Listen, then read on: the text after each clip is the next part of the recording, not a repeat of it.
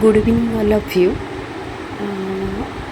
भारतीय साक्ष्य अधिनियम रे मु लास्ट क्लास रे डिस्कसन करथिली कोर्ट जोटा कि हमर भारतीय साक्ष्य अधिनियम रो सेक्शन 2 क्लॉज 1 ए रे डिफाइन करा जायतिला। आज मु डिस्कसन करछि फैक्ट को। फैक्ट डिफाइन होइछि सेक्शन 2 क्लॉज 1 एफ। आपण मानको टू द पॉइंट 1 मन रखा टू द पॉइंट वर्ड मन रखा पड़ो, कारण मेन रे लिखिबा पई हेले आपण निज लैंग्वेज रे पर एक्सप्लेन करिवे फैक्ट कौन, फैक्ट केते हेड को हेड डिफाइन हे पारिबो। बट बेयर एक्ट रो लैंग्वेज को फास्ट आपण को पुट करिया पई पड़ो, तेणुक एटा को जेनराली घोषि देवाई पड़ो। फैक्ट मीन्स एंड इनक्लूड्स आपण मैंने भी चाहिए नोट कर दे पारे। फर्स्ट कही anything state of thing or relation of things capable of being perceived by senses. Second है any mental condition of which any person is conscious. दीटा जगह आई और डबल आई जो 2 क्लॉज 1 एफ रे define करछे fact को, दीटा I double आई के आपन को पूरा फुल्ली मन रखा होबा और बेयर एक्ट वर्ड रे ही anything state of things or relation of things capable of being perceived by the senses. Second है any mental condition of which any person is conscious. आमे जदि देखिबा परसीव्ड बाय द सेंसेस कौन हो, कौन से कौन आसब, जड़े किसी कहला बा किसी शुणिला बा किसी देखिला बा किसी भाविला बा किसी से सेंस फिजिकली किसी सेंस से अनुभव कला। ये सबू जाक पांचटा जाक भी सबू जाक आसीज आमर परसीव बाय सेंसेस रे।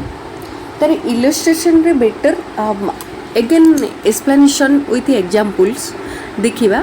perceived by senses, the sun is shining can be seen, sense of a sight, this is a fact.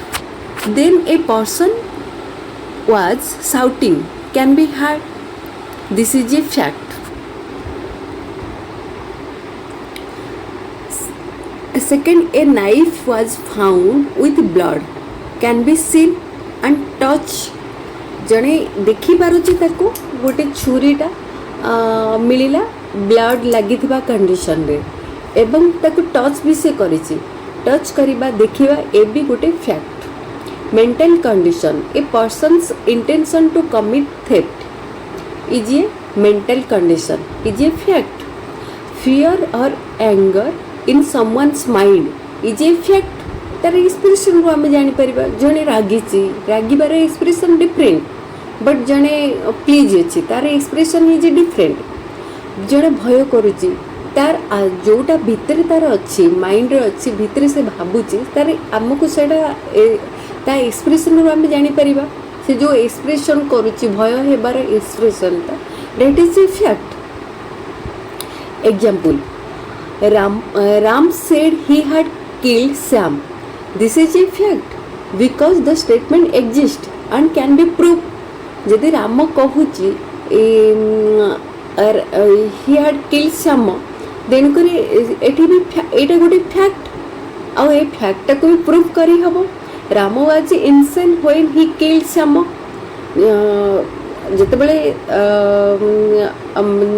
This is a fact about mental condition, एठी मेंटल कंडीशन भी आसो जाउची, this is a fact. Then other illustration को यदि आमे देखिबा that there are content certain objects arranged in a certain order in a certain place is a fact. Second, that a person heard or saw something is a fact. जने लोक जहाँ शुणिला बा देखिला गोटे फैक्ट, किसी भी जहाँ भी हो is a fact. that a person said certain words, जहाँ आमे गोटे कही दउचे that is a fact. that a person holds a certain opinion, has a certain intention, acts in good faith, or fraudulently or uses a particular word in a particular sense or is or was at a specified time conscious of a particular sensation is a fact. Fact means आपण माने जहाँ कहूचंते मु एक point देली जे मु LLB qualified this is a fact. मु गोटे आउ गोटे पॉइंट देली मु देखी राम को Cuttack college square this is a fact.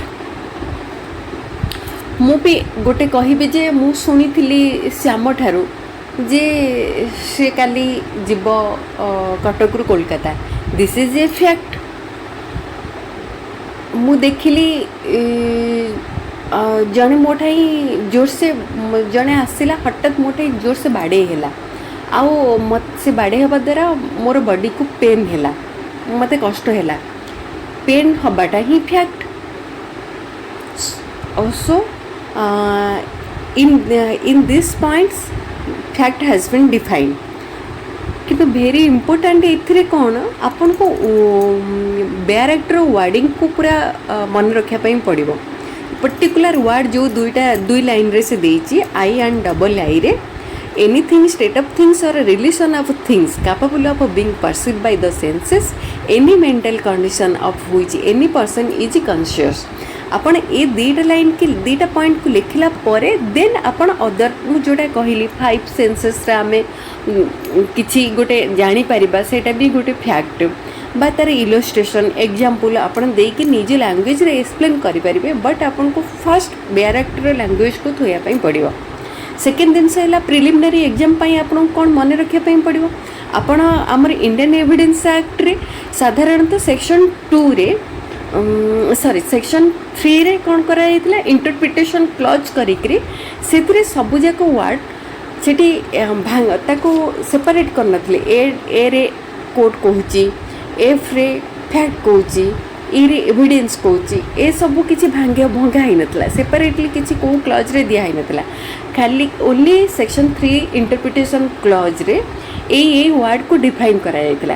तेणुक code हो फैक्ट न्यूज हो प्रूफ हो डिस्प्रूफ हो रिलेवेंट फैक्ट हो एविडेंस हो डॉक्यूमेंट हो प्रूफ डिस्प्रूफ नॉट प्रूफ जहाँ भी वर्ड आसूला पढ़ूला MCQ रे आमर से खाली मन रखा केवल सेक्शन 3 रे ए word section 3 of Indian evidence act this word define करिछि बोली. बट एठी आपण मानको भारतीय साक्ष्य अधिनियम रे कौन करने पड़ो आपण को गोटे गोटे मन रखापी पड़ो. जमती आपण फास्ट क्लास रे मु कही जे सेक्शन 2 क्लॉज 1 ए डिफाइन करुच्ची आमर कोड को सेमती आपण एठी आज मन रखिबे सेक्शन 2 क्लॉज 1 रो एफ डिफाइन करुच्ची फैक्ट को. मो अदर तार गोटे गोटे नेक्स्ट क्लास रे मु गोटे गोटे सेक्शन को पढ़ावा सहित डेफिनेशन चैप्टर गोटे गोटे वर्ड को डिफाइन करी करी जीवी नेक्स्ट क्लास रो. तो एठू मु एंड करुच्ची क्लास को. Thank you so much.